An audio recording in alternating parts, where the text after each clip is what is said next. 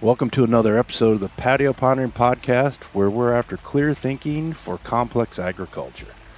Over the last year and a half, as I've been writing and working on podcasts, one of the topics that always seems to be in what I talk about, and that's leadership. And leadership in agriculture often gets talked about as if it just simply appears. Strong personality, somebody's respected, somebody with a loud voice, or someone that just eventually steps up and takes over when there's a need for somebody to take over. But leadership, and the real leadership that we see in agriculture, is something different. In a lot of cases we can cultivate it, it can be sharpened, and sometimes it needs to be intentionally developed. My guest today is Jill Zimmerman, president of KARL.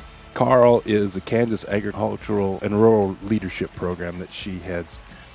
And I really love her story and what she's been able to do. So welcome to the patio, Jill.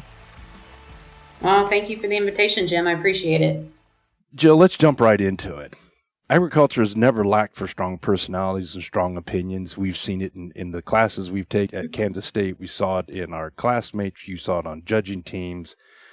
But leadership in communities and organizations is something just a little bit different than just the loudest voice in the room. From your perspective, has leadership needs in agriculture and rural communities changed, not only in your career, but in your time as president of KARL? I do think, Jim, it's changed, right? I think that landscape is changing every day, right? Like how we approach it, how we think about it. In Kansas, right, our birth rate's decreasing, right? And so like we have increased demands on what leadership looks like. And I think leadership, a lot like the word sustainability and some of those other words, can be described in a lot of different ways. But I think leadership is definitely something that's fundamental to the work that we do. And I think it can be described in many different ways, depending. But I think it all comes down to people that are willing to raise their hands, people that are willing to be of service, and people that are willing to take on challenges, hard challenges right now in agriculture right now, especially in our current environment. I think tackling some of those tougher conversations, we need to have a stronger network of people who believe and are willing to tackle those tough challenges. No, we've talked about things that changed. As I talk about budgets and the difference between when we were children in the 80s farm crisis and now, we're just talking about budgets with more zeros. We're talking about challenges in ag that we've always had, but they're just bigger, partly because we know about them and partly because we have more zeros. What are some of those timeless leadership skills that you see as you've worked with the different classes at KARL? Timeless leadership skills. So I think inherently, I think we always need to be collaborative and really wanting to come alongside other people who may not think, look, act like us or any of that, but just people that are willing to come alongside us and work in whatever it is this task is that we're working on. So I think you have to be collaborative. You have to have a desire and a passion to serve, right? So you have to be willing to raise your hand and say, you know what? I want to be a part of the solution. I want to be a part of the conversation. I want to help lift this up to the next level, whatever that piece is that you're trying to do. So I think you have to be willing to raise your hand and say yes. I think oftentimes in agriculture, we get caught waiting for folks to ask us. But I think in some instances, if you're passionate, if you believe in things, I think we need to let people know that we are interested in that space or want to learn more about that space. And so I think raising your hand and saying so. And then I think some of the other things are a given, right? It's nice if we can be passionate, if we can believe, if we can, those types of things. But I think there just has to be this commonality of a shared work interest in leading those projects or being a part of the solution. As you talk about raising your hand and volunteering, how do we balance being asked with raising your hand? I think there's a place for both of them, right? Because I think oftentimes some of the same folks in our smaller rural communities are asked over and over and over again, right? Whether it's church council, whether it's being the mayor of your community, and all of those different things. I think a lot of times we tap the same people. And I think at the same time, if folks have an interest to help, I think oftentimes it's just, being a part of that community, however we define community, because I think a lot of times we define community a lot of different ways. It can be your work community, your family community, your church community, however you define the word community. And so I'm not sure if there's a balance there, but what my encouragement would be to people is if that you're interested, take that chance, right? Because you might be curious about, well, I didn't, right? And so I think it's easier to be in the arena and being a part of the solution than to not be in the arena if you really care and want to help move something forward. I think that's a good one. I see it all the time between Boy Scouts and 4-H and even in politics where you have people that are interested and they never raise their hand or express that interest enough that Jill will come along and say, hey, come on, let's go. I got you. I think that's two things. You've got peer pressure, and then you've got this internal pressure of, if I volunteer, will I fail? How are you able to work with your leaders, whether it's within KARL or in your network, to empower them to be leaders where they can be leaders? It's interesting, Jim, because right now we're recruiting for our next class of KARL folks. And so applications close for class 18 on April 1st. So we're really kind of in the final couple weeks of identifying candidates, encouraging candidates. And a lot of times people to apply, a lot of times people don't think of themselves maybe in that respect, right? Or they may not think of themselves as like, I would be a good fit for KARL. I would be a good fit to serve in some capacity with FFA or 4-H. Maybe they just don't think about it.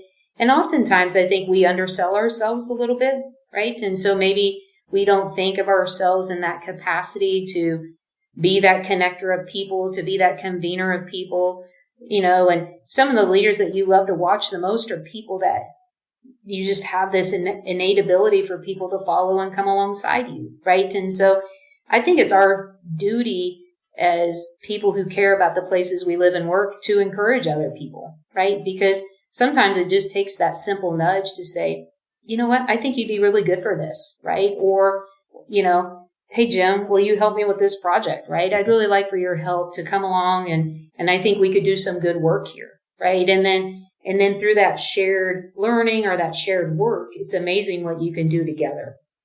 I think what you just defined with your encouraging somebody to come along is how we define leadership. And far too often we define leadership as the person that's in charge. When we were at K-State, it was President Weefald or Dr. Riley is the leader of the Animal Science Department. They were the leaders, but we forget that if you lead a project, you're a leader. How can we, as people that are closer to retirement than grad school, can we encourage that type of leadership that's not stamped leader? Well, I think we have to remove the stamp. I think this is a good conversation because a lot of times people do talk about leadership as a position or a title or something like that, right? But we're all leaders. We all share some type of title, right? Whether we're a parent or an aunt, a brother or sister. And with all of those roles and responsibilities that we have in life, there is a component of leadership that's associated with it, right? Like through community membership, being a part of the KARL program, being a student in animal science department where you and I met, right? Like all of those have some type of title with them. So bear with me a second. They all have a title with them. And there is a sense of responsibility in terms of being a good student, doing what I can do to support Kansas State University and just bettering the things that we need to better, right? And so I think we do all share many titles, right? And so at the end of the day, how do we want to honor each of those titles with, think about the work of like Kansas soybean or Kansas wheat, right? And so they have a commission, they have associations, but there's a lot of members within those organizations that also move policy along and help identify things that are important in their work. The other thing that you touched on that we need to think about is recognizing those people that aren't the leaders that are leaders. An attaboy for leading the committee or jumping up. Honestly, Jim, it's that work that's the most important work, right? So if you're going to come alongside us and help us do whatever that work is, the work we do at KARL absolutely would not be possible if it weren't for the army of people behind us that are I don't even want to say behind us, that are in the arena with us making the work happen, right? Because Dr. Vincent spoke to the class in December, and he talked about the army, right? So if we think about our communities as armies, maybe as we think about whatever facet of work that we're talking about that you want to relate this leadership conversation to, maybe it's thinking about it in light of it's an army, right? And if I want this army to be successful, I'm going to surround myself with a ton of leaders so that we can make the work happen. I've thrown around the word, and you have too, KARL. Why don't we take a moment here for you to do two things for me? Describe what KARL is in your role, and then can we hit on the history of the ag and rural leadership programs, not only KARL, but LEAD and just the whole leadership program in general? The KARL program was founded just over 35 years ago by Dr. Flinchball and some of his friends. And so it's a 2-year shared leadership experience that happens. People make application, they interview to be a part of it through an in-person interview. And then there's a selection process. And then there's 30 people that are identified to be a part of that class, and they will share that journey for the next 2 years. And over the course of 2 years, we travel around the state of Kansas, Washington, D.C., Gettysburg. Gettysburg, Pennsylvania. There's an international component to each one of those. And so at the end of the day, what we hope to do is expose our participants to different leadership philosophies and ways of doing business, expose them to different leaders throughout the state of Kansas, places and things that stimulate their thinking, encourage them to dive deeper. They're building a network with their 30 people that are alongside them in that class. And so you really hope to expose them to different things that challenge their thinking that they otherwise not be able to do in their normal everyday life. So they're going to take a time away from their life, and they're going to share this shared learning experience. And so we've added a lot of different leadership components to it to help them get to know each other better. So that's a little bit about the KARL program in a nutshell.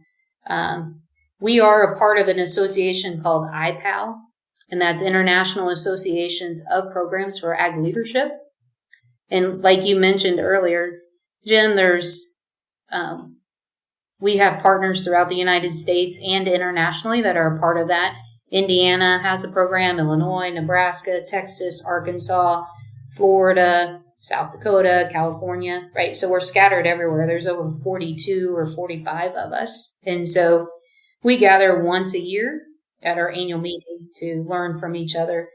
And those programs, all those programs go back to the Kellogg monies back in the 50s and the 60s. So the Kellogg Foundation said, leadership's important. We've identified that it's important for rural communities and for agricultural producers, right? And so they had some seed monies available in those early years to give programs to get started.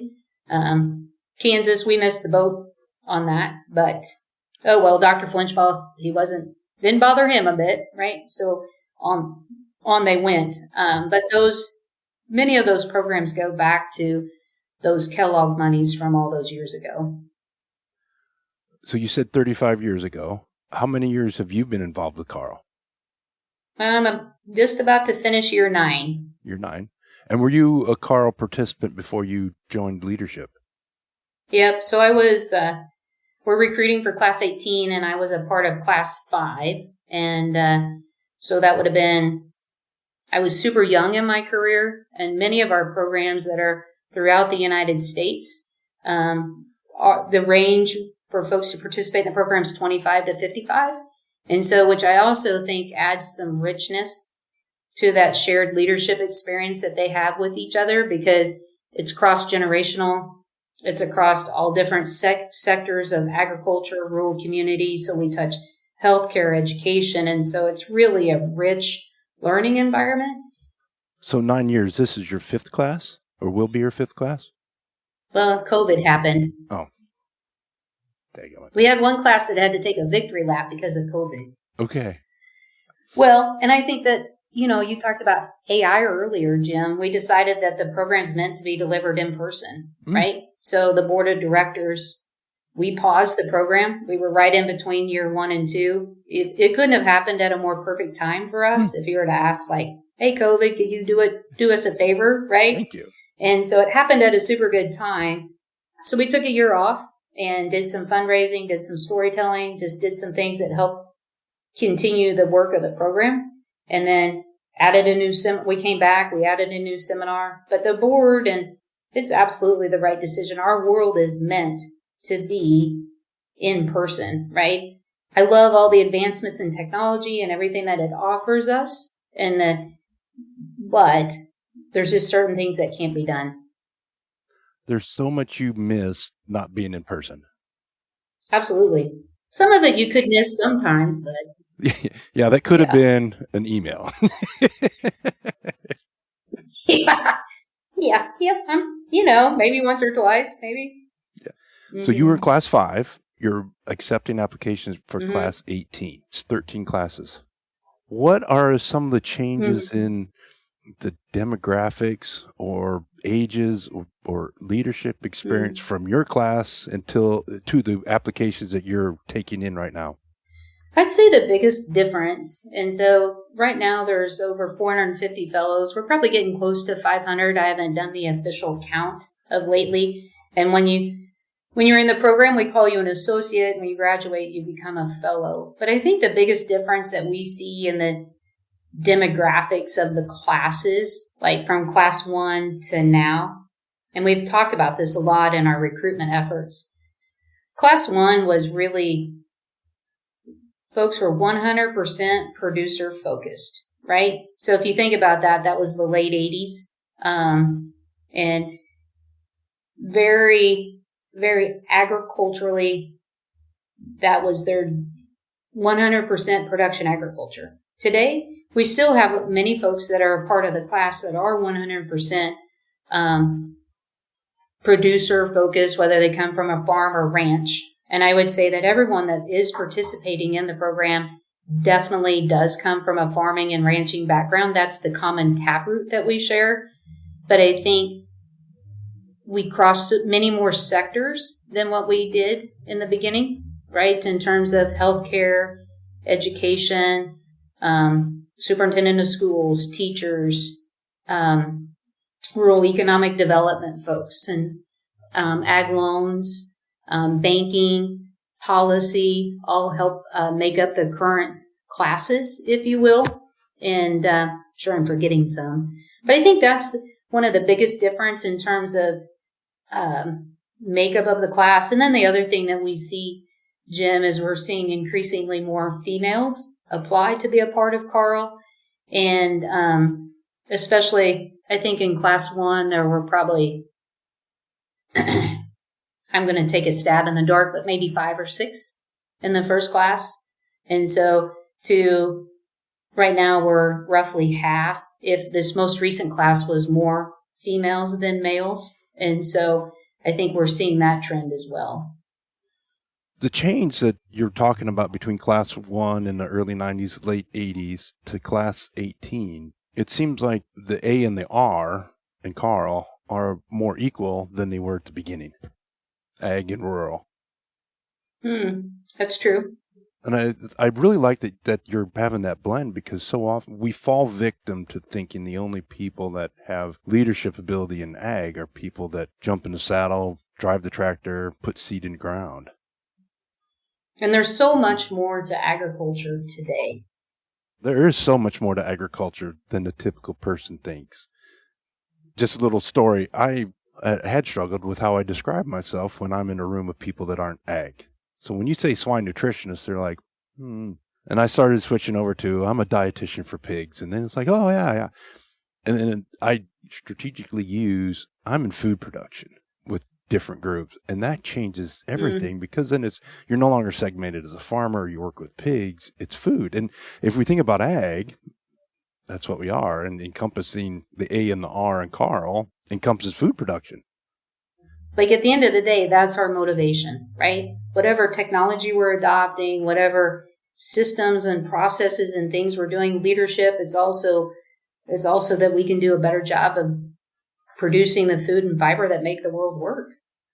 As you've seen that shift, the bifurcated shift to be inclusive of non-farm leaders, and you've seen the mix of genders get close to equal, have you seen a change in leadership styles?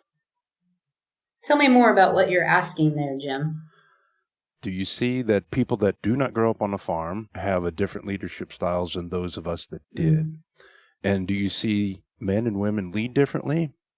I think we all lead differently, whether we're male or female. I don't think that's gender specific in how we lead. I think it comes back to what we said earlier when you think about how we lead is whether we're willing to raise our hand or we're willing to be in the arena or not. And I don't think that that's gender specific about our roles and what we do. Folks in the current class that are even in the most recent classes, whether they were more directly involved in production agriculture on a day-to-day basis, or they were rural entrepreneurs or had businesses or were in an industry that supported it, I think you could arguably say that they all lead differently, but I'm not sure that there's a wrong way in the way that each of them lead, right? And so I think we're aware of issues more today. And so maybe because of our awareness around different issues in Kansas or struggles that we're facing in Kansas, maybe that causes us to react different, move different, just somehow try to swing the pendulum different. But I think that's recognizing the space that we're in and where we're at, and that we may need to make adjustments with where we're at and how we present things or how we lead in that space. So maybe there's more self-awareness. Maybe. Do you think there's more social permission to adjust your leadership style? Yes. I think we can give ourselves permission to make adjustments as needed, as we see, so that we can be better versions of ourselves as we go along, right? And so I'm certainly at the age, you've already kind of called our age out, even though I'm younger than you, yes, right? You are. But, I'm certainly not the same. I would hope that as we grow and mature in our careers, right, that we're not the same leaders that we were 5, 10, 20 years ago, because every day you learn from people that are older than you, that are younger than you, that work in different industries than you. And you're like, because I really hope at the end of the day, I just want everybody around me to be better, right? And so if there's things that I can offer for people to be better, and likewise, I feel so blessed by our team, right? Because everybody's there for the same reason of how do we make the Army better, right? And so that's what you really want to be surrounded by. And so I think we all want to give ourselves permission to be involved in a healthy space that allows us to do that type of work in the manner we would like to do it in. You asked before we started interviewing what I'm doing. My career pause has given me a chance to sit back and think. And my gosh, if I would have had this time to think 20 years ago, my leadership skills would have been so much better than they are now. And that's not because I lost my job. It's because I've consciously thought about the impacts of leaders, the impact of the words I say, the impact of allowing somebody to be the leader, and the impact of empowering somebody to be a leader. Well, and Jim, you could talk about the pause, right? And I think that's one thing that we don't do is allowing people sometimes this space to pause and to think. I congratulate you on having that having that ability to take that pause and to figure it out. Because sometimes I think there's this pressure, and maybe it's a pressure that we put on ourselves. Maybe it's a pressure that's out there in whatever industry or society. You just continue to feel that pressure to continue to be ratcheted and ratcheted and ratcheted up. And you have to continue to deliver. And so I think people taking a pause and being mindful of that in themselves, I think there's a trick to that, and being able to balance that with demands that people, whether demands we have from our families, demands from our communities, demands from our work, right? And so the trick is finding healthy habits, I think, to balance all of that. Let's explore that. Let's explore that word. I think it's great because what you illustrated with me is a big pause. But where else can we use pause in our leadership to increase our impact and to increase our empowerment of others? I'm putting you on the spot. The benefits of a pause, right? And I think the unknown here, the X, is how long, or, I think any pause is beneficial, right? And I think we have to give ourselves permission that pause is okay. But I think that pause can become a habit. And when your pause becomes a habit, then those are things that when you come back to your family, when you come back to your work, when you come back to whatever it is, then you feel refreshed, recharged, and you have the ability to stay at the tip of the spear, and that you're sharper, I think, for your people. But sometimes I think we're so convicted and we're so passionate about the work that we do, or we don't feel like we can take a pause. And then that's not good for us. It's not good for health. It's not good for our brains. It's not good for our teams that we are a part of, and some people have better batteries that they can go longer without a pause. Maybe. I mean, that's probably a debatable by some scientist somewhere that wrote a paper about that. But I just think there is a benefit of it. And being honest with you, Jim, I'm probably the worst person to talk about it, but I do recognize, the need at times to take the pauses or to schedule some better habits in your life to make things work better for you. Well, I think what we're talking about with the pause is we want to fill the vacuum. And it doesn't matter if it's fill the vacuum with a job loss or fill the vacuum with activity. As we've talked, and I think back to maybe some of the things that you learned in the judging and particularly the reason room, there's a time when a pause can have major impact. And we think about pause in a big thing. As we were talking about, take a pause. I'm going to go sit and spend some time alone. But how many times can we take a pause in a conversation or a pause in working with somebody to drive home some impact and multiply what we have? That's taking the word pause to a whole nother level, right? In terms of thinking about the benefit of a pause. Pauses in conversation. You could probably do a whole segment on pause. One of the things that ChatGPT does, and Claude, when they critiques my transcript, is make sure you take a pause after they say or you say something big. And it hit me. We want to fill the vacuum. You're on to the next question. You have to put something else in. But think about when you're back in the reasons room and you're giving a set of reasons to Dr. Shockey, and you had something big about that belted guilt that you knew you needed to get across, and it would have set you apart from the rest of the people. And you came in there, you said she was the biggest bone and the biggest chested, and she had 4 blind teats. If you would have jumped into her structure or the next pig, the 4 blind teats would have just been part of the noise. So I think pause is a great word that we can use to talk about leadership.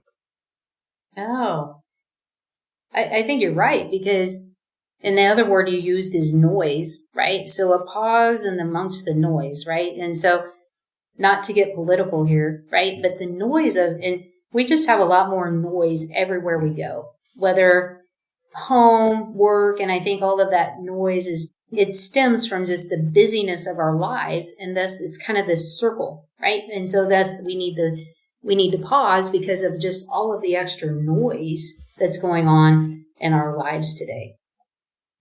Yeah. Yeah, I agree with you. Boy, Jill and Jim got philosophical.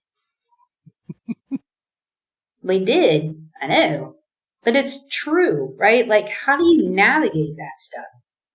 You have to be intentional yourself. Mm-hmm. And you have to give permission to the people that you're with to use that intentionally and allow that pause to grow. I mean, I don't mean all your conversations are now disjointed because you're all pausing, but it's the leadership that you give to your team or the people you're with to let them deal with the noise. Mm. Yeah, because we all don't think on our feet the same way. Not one of us thinks identically on our feet. Some of us can just boom, boom, boom, boom on the next thing, and others of us have to be like, whoa, give me a second here. Mm-hmm. I'm a processor, right? Like, I need a moment to usually process, right? I'm not a quick on my feet type of thing, so pauses work well. We talk about taking pauses. You talked about earlier in the reasons room when you're trying to say things that you want. And we do that when introducing ourselves, right? Like, so that people are better about remembering your names and things like that. So I think if you take a pause when you're introducing yourself or your name, maybe it'll help folks remember, who you are. The one lesson I took from AggieCon 331 with Dr. David Downey, it's a sales class. It is the preeminent sales class at Purdue. It's a good class. I didn't like it because I'm not in sales. But the one thing I took was to pause between your first and your last name when you introduce yourself. So introducing myself, it's really nice to meet you, Jill. My name is Jim Smith. And I've had people like, why do you do that? I said, you remembered my name, didn't you? Oh, that's a good point. Mm-hmm. Yeah. So while we're hitting on some tough topics, you and I are part of what I call a transitional generation. We saw the first black people on Sesame Street. I went to an integrated high school after all the protests. And I throw out that you and your generation of females were the transition that led to the easier job that my daughter had, who was at K-State in 2017 to 21. And I told the story on a podcast last week that my ex-wife, who's got a master's at the same time I did, claimed that she had to work harder than everybody else because she was a woman. And me just being an arrogant 23-year-old asshole male was like, nah, you're full of shit. And the hindsight of 35 years, I'm like, yeah, she kind of did in some cases. Have you felt that change in your career from extension to KARL and having the benefit of several decades of growth and experience? I'd like to say that any professional, like, we have to work hard, right? If you want to be respected and accredited in your work, you have to work hard. But there's some females in our circles, right? In my circle, professional circle, that have definitely pioneered and championed a way for women to be successful, right? And so, or showing us the way. But I do think there's a board of directors that I sit on, Jim, and I'm the only female in that room. And I'm okay with that, right? But I think at times you do have to work harder.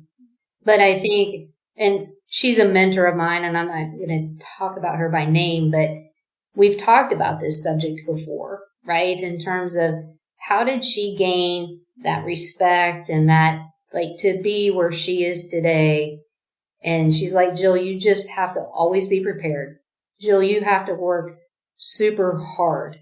Not so that it comes at a sacrifice of other things, but just making sure that you're efficient, making sure that you work smartly. But I think one thing that she's always told me is to make sure that you're always prepared, right? Make sure you're prepared for whatever room you're in, for the conversation, and whatever you're bringing to that room that day. And so, but I think on the flip side of that, as females in that space, I also think that we have to articulate, and I think we have to advocate for other women to have success so that we can, because I've seen the disparity, whether in different things my whole life, right? Now, I've not chosen to let it affect my approach or what I do, right? Because ag's the space that I want to work in. and I'm going to continue to work, but it shouldn't be that hard. Like, Jim, how many female livestock judges do you see at the state fair? It's not 50-50. Right. But there's certainly females out there that are just as qualified as a male to judge the state fair swine market livestock show, right? And not to always get the females shouldn't always just get the nod for the gilt show or to get the nod for showmanship, right? Like, they should get the nod for whatever species, because I think you're seeing more females on judging teams. We're seeing more females that are, in the top. And so so that's my example there. I think there's more work to be done in that space. Yes. And I think it is a continuum. And that continuum is that bell curve continues to move towards the center because it's skewed. But it's not skewed when we look at the population of students in animal science, ag, regardless of land-grant university. It's probably a little past more female than male as our population changes and people that are older than me start leaving the industry. That continuum on that one will change because the population is changing. So I think there's hope. And I'll use myself as an example. I don't think I carried inherent bias against women. I don't. I know there's times that I've judged because of gender, but I don't think I inherently had the bias. But I've been a benefit of the bias. In 2005, I got a job, and the guy that hired me said, "You got hired because you're a guy and not a woman." Oh, really? That made me feel really uncomfortable. That's definitely not something you would say in 2026. Ouch. Yeah. And I know the woman that didn't get the job, and we have a nice working relationship. But when I go up to Plev the Implement in Auburn, the parts manager is a woman, and she's great. And after the first time of saying, "Hey, I need to talk to parts," she said, "Oh, do you have parts? Not the secretary." I have no problem with it. I'm like, "Hey, I got this part number. Can you get it for me?" And she takes care of me. It means nothing to me as a almost 55-year-old man in 2026. So I hope I'm past it, and I hope I'm more normal. Right. Normal as in distribution, not. But you put up with shit for the last 35 years. I wouldn't say that you put up with shit, right? As you've been an extension agent and then at KARL, what are the tools or the methods that you like to personally use as leadership development outside of the regimented programs that you worked with? Are you asking, like, what are some leadership things that I think are important for me to be successful that I've utilized on a daily basis?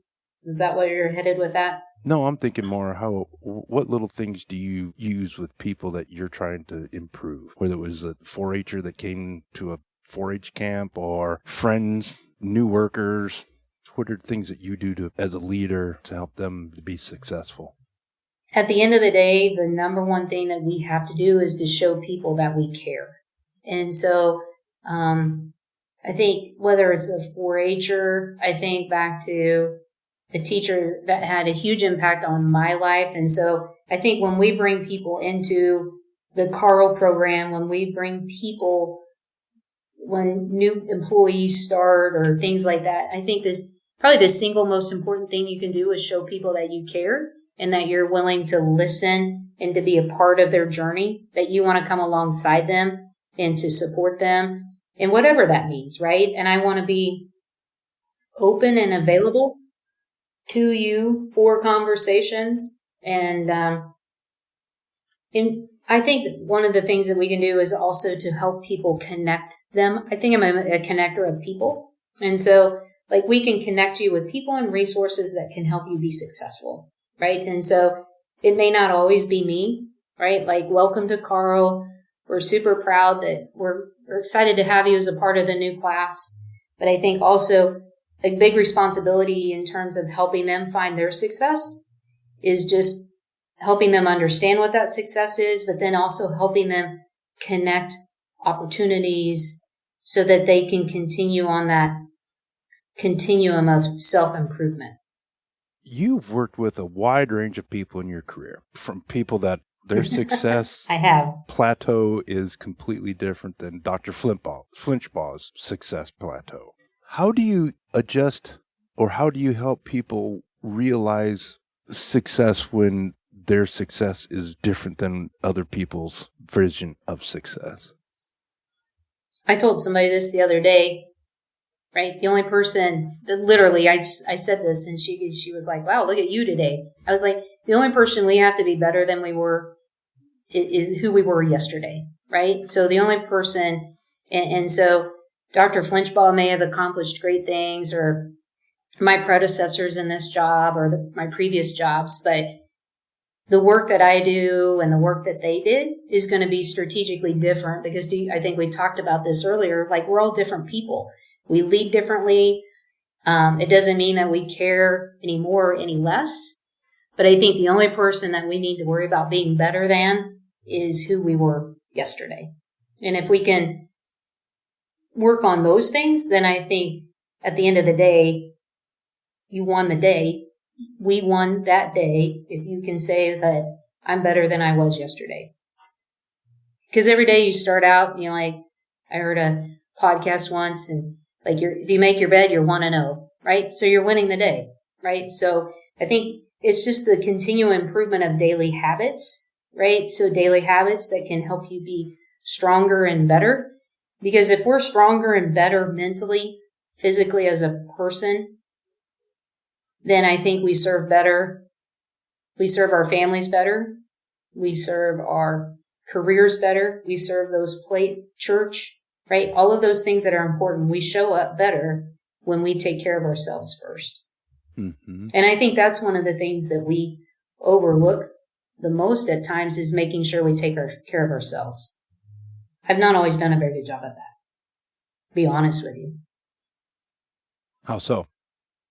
Well, no, you don't want me to tell you stories? I don't want to tell stories. Well, like taking the pauses. You feel that pressure and the other one is like my health. I haven't always done a very good job of taking care of my health, right? But when you do that, it's noticeable, right? When you take care of your health better. There's two things. One, there's a farmer in eastern Kansas that took his own life last week, and that made some of the social media rounds that I was on. So I think it's great that we pause and say we need to take care of ourselves and take care of your neighbor with a phone call. How you doing? The other one is I've fallen victim to this, and I wrote about it a couple weeks ago, that I had a minor success, but then I was chastising myself because, I wasn't doing a daily devotional. I wasn't getting up and exercising, and I wasn't reading a leadership thing. And then I wasn't doing this. And then I started trying to put the math to it and going, if I did my daily writing, I did a daily devotional, and I did my daily exercise, and I did my daily Bible reading, that's 4 hours a day. Right. How do we encourage people to better themselves, but not turn it into a scorecard? Well, you didn't do this today, so you weren't better than you were yesterday. Right. You're absolutely right. Right. It's not a scorecard. On the flip side of that, I think as a society, there's a sense of perfectionism, right? Like we have to do it all. I think having the ability to give grace and to say, because I think that's also part of being better today than I was yesterday, because it depends how you build your scorecard. Because incrementally, some days the status quo is going to be okay, right? Because incrementally, like all of those things that you described, it's not possible probably to do each of them every day, all day, right? And so maybe it's so many times a week. But I think you also have to be okay that sometimes life happens. And the gift of being able to navigate life is that you give yourself grace so that you can be where you need to be when you need to be there. Do you have any accountability partners in your life? I do. Yeah. Yeah? Yeah. How long did it take for you to be honest with your accountability partners? I think it's not the same answer for each accountability partner, right? Because I have different accountability partners depending on what we're talking about, right? And so sometimes the stakes are higher in terms of what's on the line and things like that. But if it's a good relationship and it's a good fit, it really shouldn't take that long.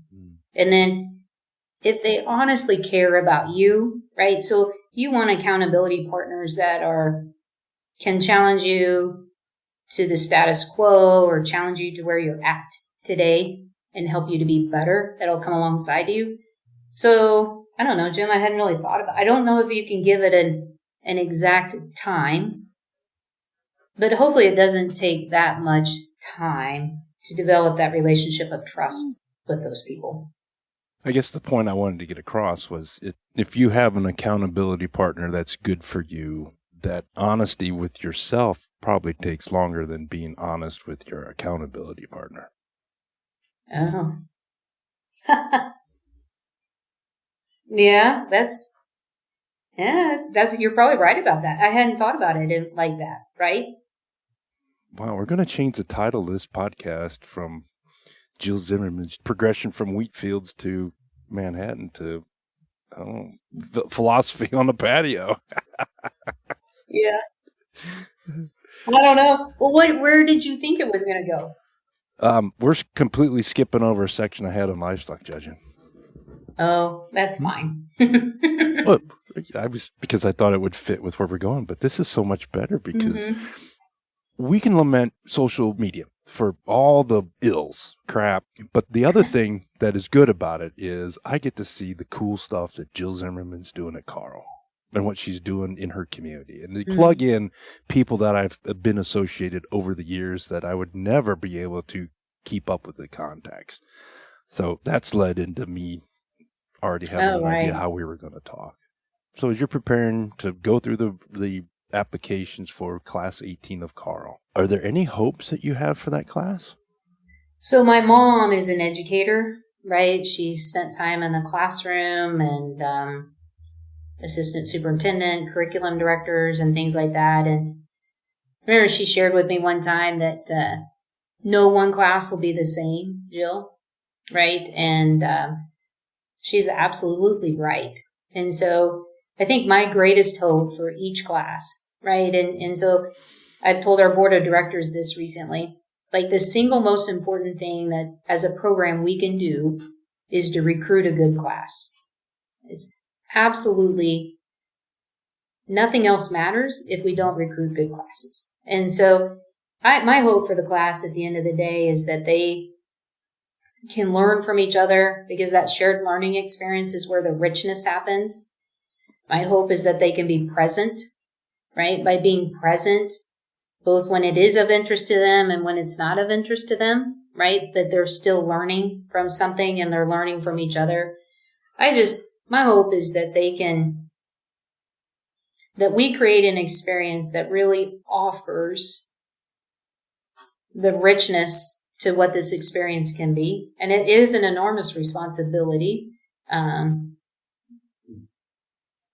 make sure that we do that. But they're going to walk away with an experience and 29 new friends, right? And that are professional acquaintances. And so to develop something like that through adulthood often doesn't happen at that depth of a level. And so being able to offer that expansive network, and within that network, they can cultivate that. They can call on it when they have different questions about different things. And it's honestly super cool to hear some of the stories of those earlier classes of how the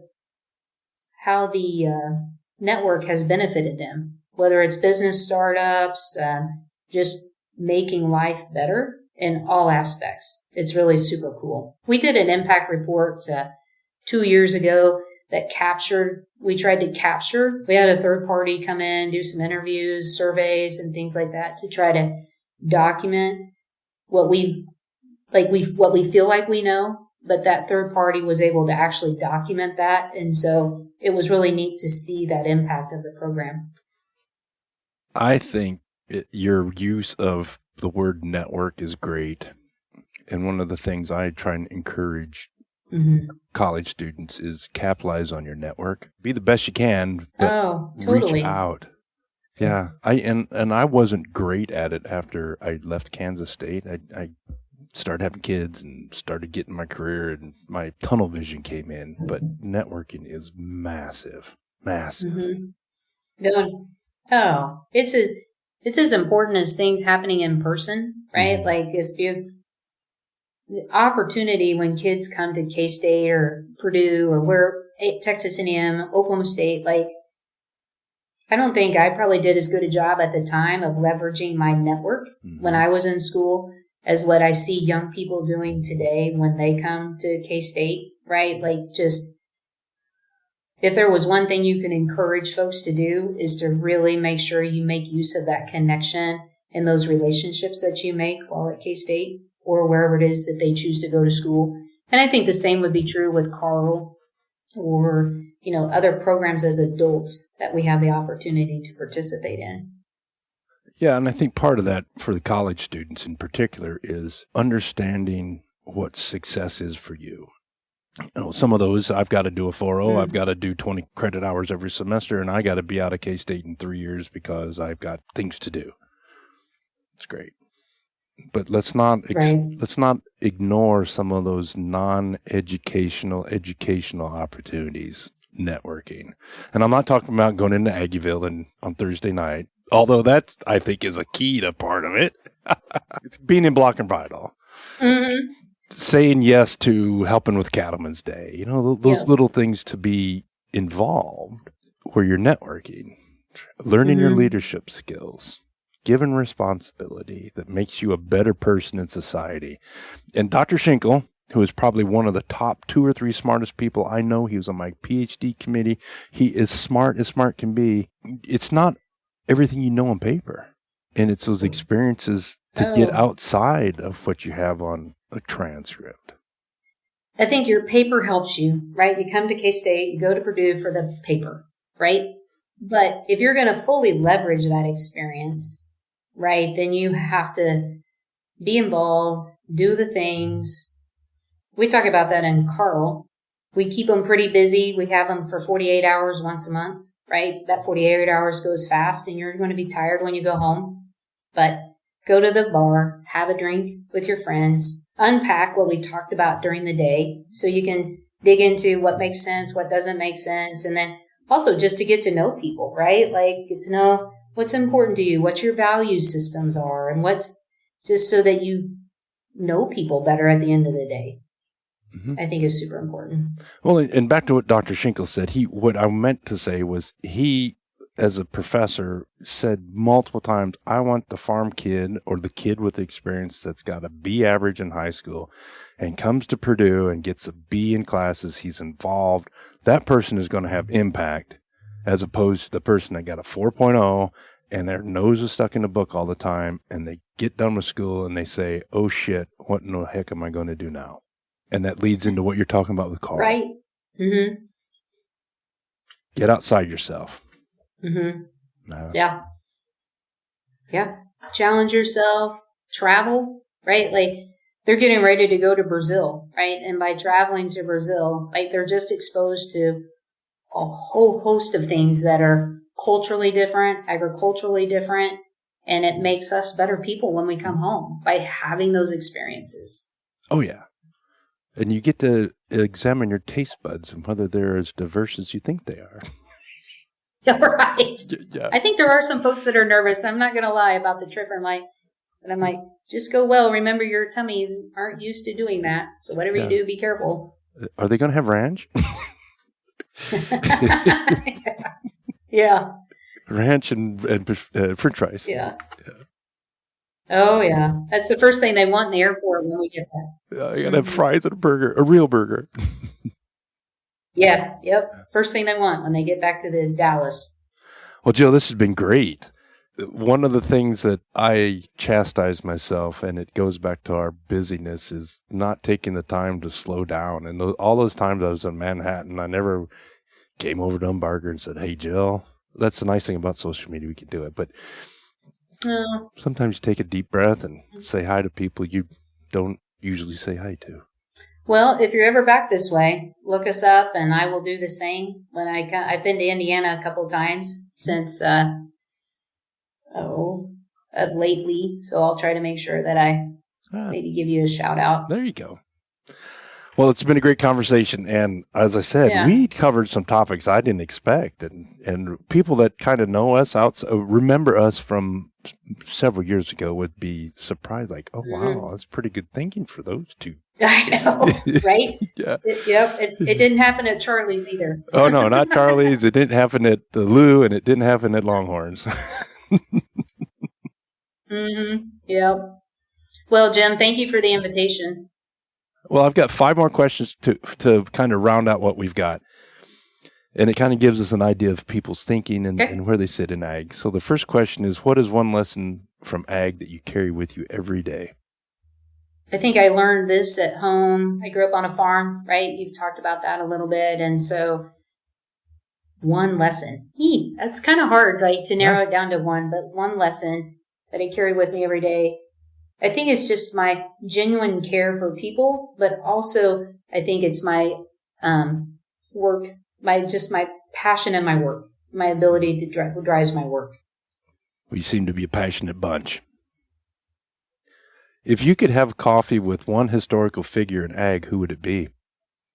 I didn't get enough time with Dr. Flinchbaugh in this current role, and so that might be a cop-out for me, but I would really love to have the opportunity to visit with him about where we are now and what his dream and vision was for the program 35 years ago.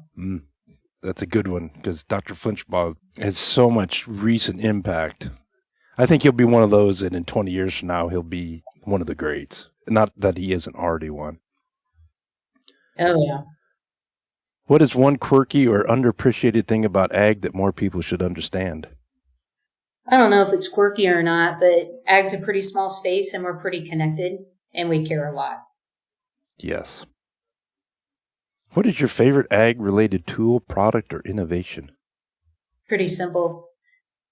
My favorite activity on the farm is harvest. And if I could spend in a Case IH combine every summer for wheat harvest, I'd be fine.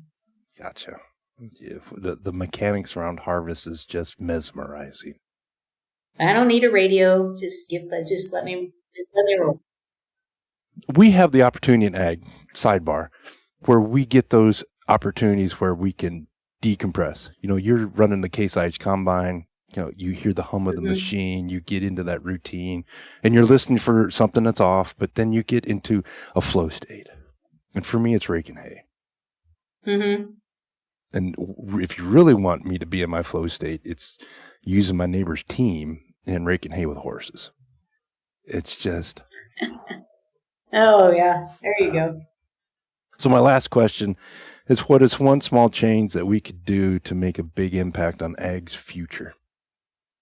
I think the pace and the rate of technology and change in ag is super fast.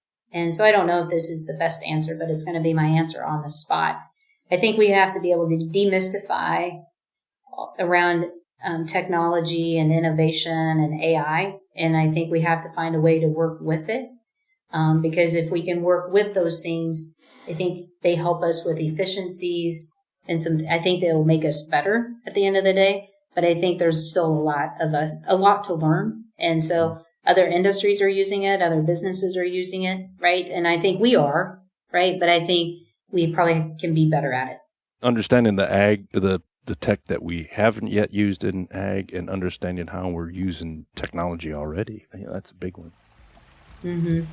Well, Jill, I really appreciate you taking time out of your busy day there at Umbarger Hall. And I need to get back not only to see you, but to see the changes just down the street at Weber and KARL Hall, or whatever they're going to call it now.